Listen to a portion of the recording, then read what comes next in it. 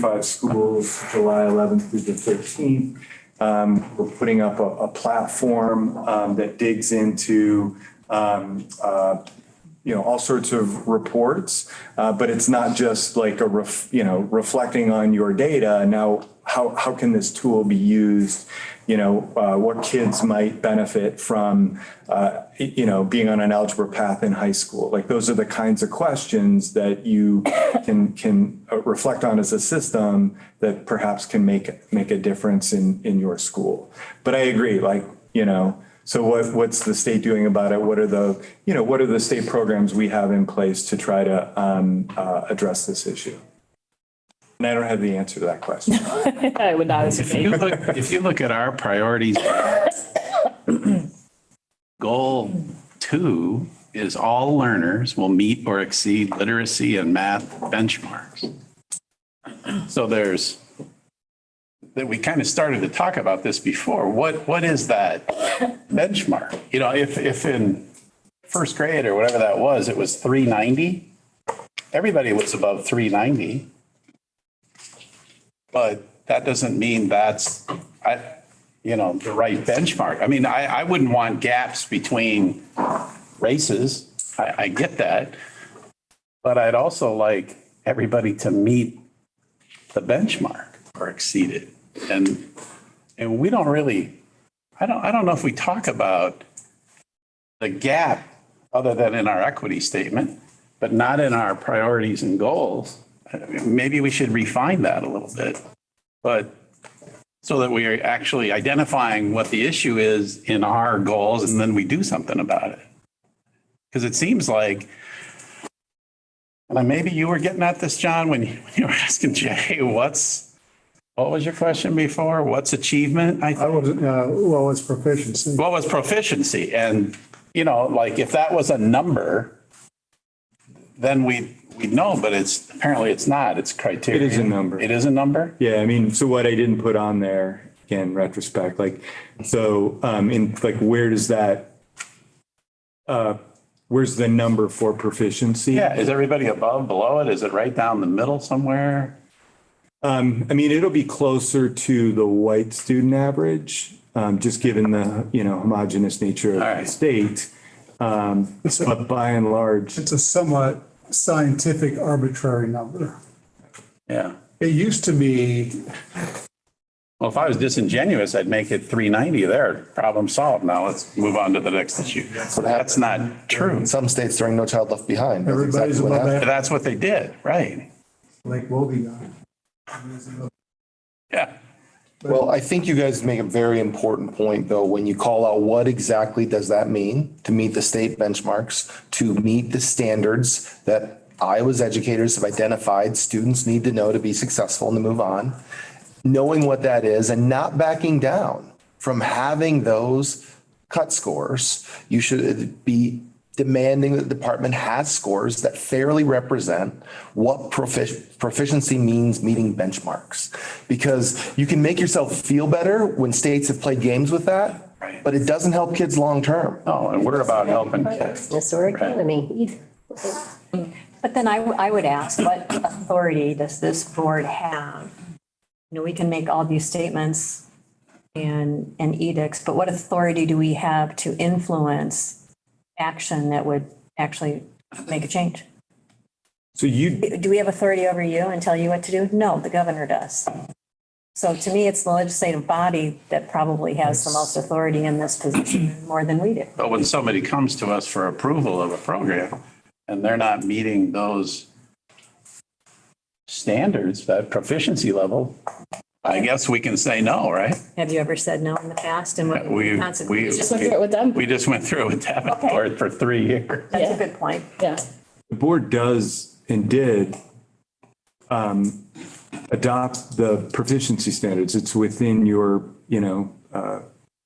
code section in terms of your authority, just to be explicit. So then the consequence that we, I think we have a lot of power on that. okay. With accreditation. I'm not saying do anything, but just, an FYI. We don't enforce it. We don't run around. I mean, that's That's somebody else. their job, right? With the, as far as authority, I get it from the housing. There's our NASB expert here. Say one of the most powerful things that a state board has is the ability to ask questions Agree.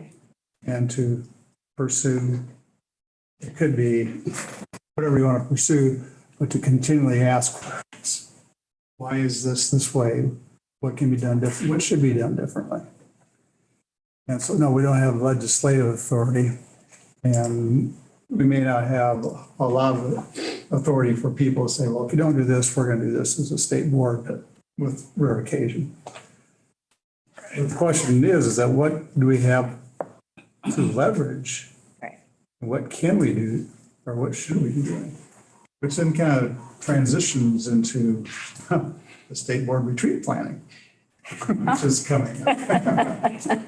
Well, I'm going to ask this question, and I'm not sure that it will be perfectly eloquent, but if you think about this data and think about proficiency and think about the previous report, how does it impact that 5% list, taking the 5% off?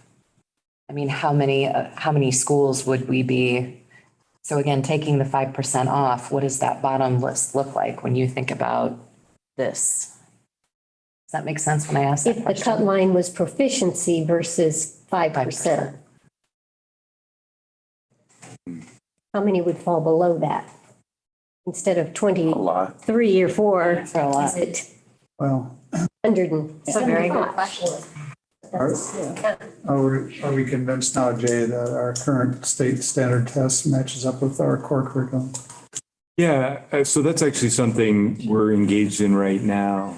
So Iowa, about a month ago, received, so there's this thing called peer review. U.S. Department of Ed has authority over states to determine whether or not their assessment systems are aligned to their state standards, and there's technical adequacy and all these other components. So we're in what's called a substantially meets category in terms of the quality of the evidence that we provided to U.S. Department of Ed, but there's still some work for us to do. So we're getting close to, meets expectation, but there's still work to do. What was the name of the other test that was promoted by the study group by the governor's office and it was rejected by the legislature? I was trying to remember. Smarter Balance. Smarter Yep. Balance. Yes, a few states are still using Smarter Balanced. What was amazing about that, this is anecdotal data from my district, that we piloted that and our teachers were amazed that how challenging it was and that how kids were rising to the challenge. They were doing things beyond what they thought they could do. It's interesting. We heard that from a number of states that, or not states, but districts that volunteered to do the pilots as well. So we heard that here. Yes. So it gets back to curriculum and expectations and everything else. So there's only so many things we can control. One of them is the power to question and the power to focus and leverage what we can in the discussion and the conversations that go on at the state level. And Is the legislature, will they receive this report? The GAPS report, yes, it's a And do they legislative. just have it delivered in their inbox, or do they actually have a presentation? So I've not done a presentation of the report. I'm happy to anyone that wants to invite me.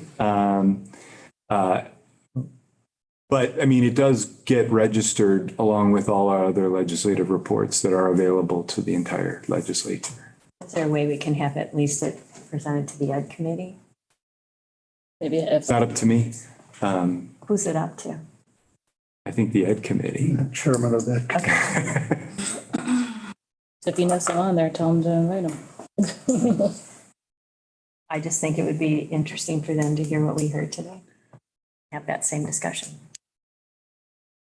Iowa has progressed over the years. They used to use the basic skills tests and set their proficiencies on a norm reference test. So talked with people from Iowa City on that one. They just said, 40% percentile was the cut score for proficient, which meant that 40% of your students are going to be non-proficient and 60% we're going to be, because that's 40. It's like the 5%. It's 40%.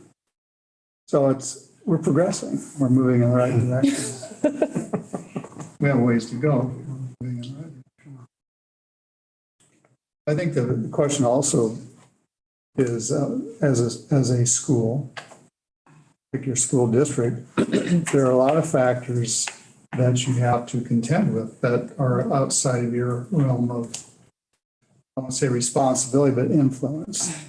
And so that's why you need really to work on what supporting agencies can you find. And that's what was encouraging about the school that we approved earlier today, is how they were, really intermingled with other support agencies for the kids, because you can't do it alone, and you really need to start at birth is when you really need to start.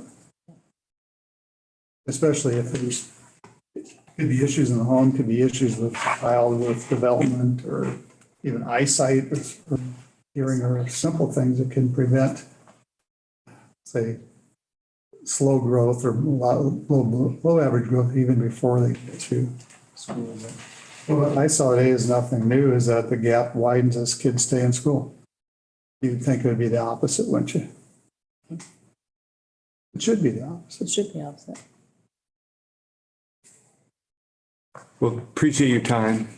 Thanks, Jay. Thanks, Jim. Good job. Yes. All right, we have retreat planning. What do we need to plan, Carol? We have the dates. We have the dates. I think everyone's comfortable going to Council Bluffs if they're willing to host us. So some will need to make contact with Superintendent Vicki Murillo. And see if those dates work on their end for us to come. And so the purpose of going to Council Bluffs was to look at their A new center. Learning Center. Yeah. It's scheduled to open August 20th. Awesome. And they have. They good about that? They don't know yet, because I jumped in front of you. They have 6-month-old or babies all the way through 4 years. The Early Learning Center for big infants and toddlers, and as well as the preschool program in this brand new building.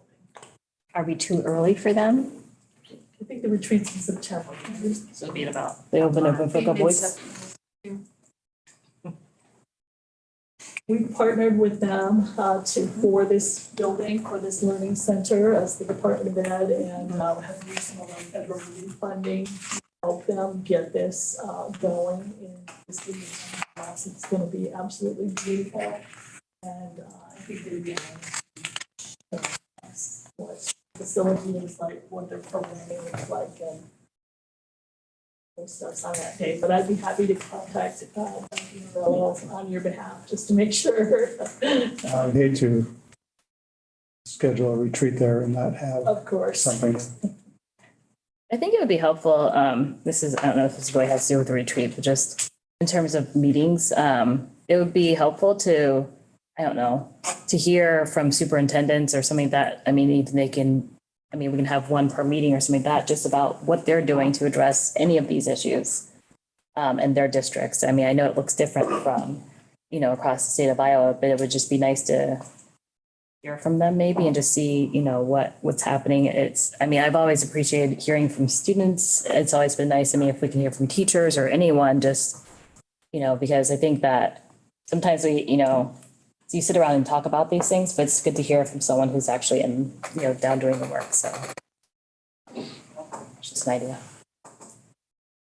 You want that added to the, are you suggesting? Yeah, maybe something we can discuss at retreat or something. Yeah. Maybe we speak with that superintendent? Yeah, they'll come definitely, right? Yeah. For the retreat, we do have the strategic plan. If we don't do it during the retreat, we need to do it sometime. Ryan mentioned the goals and priorities. We have some pieces that can be molded or changed or rearranged. We have some pieces in place, but our plan is now outdated, and I think by code, we're supposed to have a strategic plan, which we should have. I think adhering to code is Good thing. Yeah. But the question is that, do we want to try to bring in a facilitator to help us through that process? The strategic planning process. We've had NASB do it before. It's part of our membership and that's where they do it. I'm seeing some nodding. I think heads. it's helpful to have some, have a third party or someone, not us, try to lead that, keep us on track and keep the conversation going, engage everybody. It's also good because, we have a lot of new people on the board now, so. Probably weren't there for the NASB did it last time a couple of years ago. So, the The meeting on, nice go thing ahead. about that too, John, is that way that you can participate as opposed to having to kind of balance both things of being the person to ask us questions and answer the questions too. So if, we will have a regular meeting, is that right? And is a regular meeting going to be on Thursday or on the Friday? Well, we'll have to see what Council Bluffs availability, like what makes sense, but we usually do a day and a half, so we would be done we'd be done midday-ish on Friday. It's a Thursday, Friday, so. Okay, so we'd start in the morning on Thursday, so we probably have to come out Wednesday night and then stay Thursday night? Okay. Good to know. In community college council members, we are evaluating our agenda to see if there's going to be any action items. So knowing that people will be traveling on Wednesday, we're trying to have that. If we don't need to have a meeting to forward anything to the board, we won't have that happening while people are traveling. So meeting dates are set, whether we have the tour of the new, what's the name of it? It's Council Bluffs or, And the Anyway, so, Nelson Early Learning. Learning Center. we're hoping that we'll be able to use one of their rooms to have our meeting. okay, And our retreat and everything in there Yeah. too? Okay. okay. So then we'll need to contact NASB or somebody else to help us out, facilitate that.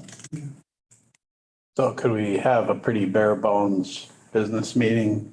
Because I wouldn't want to not finish the strategic plan part. We'll have our 15 chapters to review. Well, that's what I'm getting at. Thomas already said we need 4, Let me just pull up the master calendar real quick so I can see what has to be on the September. So just give me one sec for that.